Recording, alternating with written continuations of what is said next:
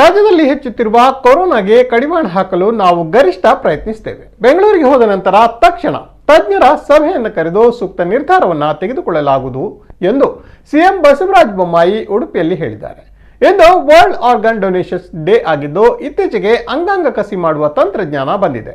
ಅಂಗಾಂಗ ದಾನ ಮಾಡುವುದರಿಂದ ಜೀವವನ್ನ ಉಳಿಸಬಹುದು.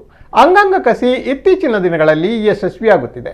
ಹೆಚ್ಚಿನ ಜನ ಅಂಗಾಂಗ ದಾನಕ್ಕೆ ಮುಂದಾಗಬೇಕು. ಇದರಿಂದ ಸಾವಿರಾರು ಜೀವವನ್ನ ಉಳಿಸಲು ಸಾಧ್ಯವಿದೆ ಎಂದರು. ಇನ್ನು ನಾನು ಕೂಡ ಅಂಗಾಂಗ ದಾನಕ್ಕೆ ಸಹಿಯನ್ನ ಹಾಕುತ್ತಿದ್ದೇನೆ. ಇತರರು ಕೂಡ ಸಹಿ ಹಾಕಬೇಕೆಂದು ಕರೆ ಕೊಡುತ್ತೇನೆ. ನಿಮ್ಮಿಂದ ಇನ್ನೊಂದು ಜೀವ ಉಳಿಸಲು ಸಾಧ್ಯವಿದ್ದರೆ ಏಕಾಗಿ ಮಾಡಬಾರದು. ಎಲ್ಲರೂ ಕೂಡ ಈ ಕುರಿತು ಸಂಕಲ್ಪ ಮಾಡೋಣ. ಕಿಡ್ನಿ, ಹಾರ್ಟ್, ಲಿವರ್ ಇನ್ನೊಬ್ಬರ ಉಪಯೋಗಕ್ಕೆ ಬರಲಿ ಎಂದು ನುಡಿದರು. ಉಡುಪಿಯಿಂದ ಸಿಎಂ ಬೊಮ್ಮಾಯಿ ನಿರ್ಗಮನವನ್ನ ಮಾಡಿದ್ದಾರೆ. ನಿನ್ನೆ ರಾತ್ರಿ ಮಣಿಪಾಲದ ಖಾಸಗಿ ಹೋಟೆಲ್ನಲ್ಲಿ ತಂಗಿದ್ದ ಸಿಎಂ ಉಡುಪಿಯಿಂದ ಮಂಗಳೂರು ವಿಮಾನ ನಿಲ್ದಾಣಕ್ಕೆ ಪ್ರಯಾಣವನ್ನ ಬೆಳೆಸಿದರು.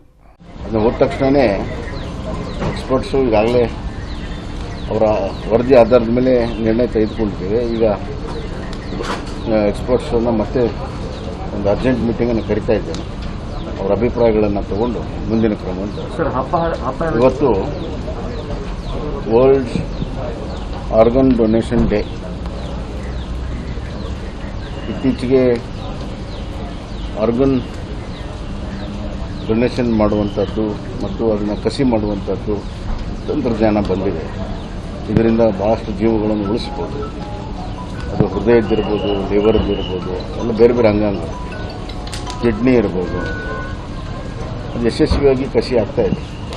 ಇಂಥ ಸಂದರ್ಭದಲ್ಲಿ ಹೆಚ್ಚಿನ ಜನ ಆರ್ಗನ್ ಡೊನೇಷನ್ಗೆ ಮುಂದೆ ಬಂದರೆ ಸಾವಿರಾರು ಜೀವಗಳನ್ನು ಉಳಿಸೋಕ್ಕೆ ಸಾಧ್ಯ ಇದೆ.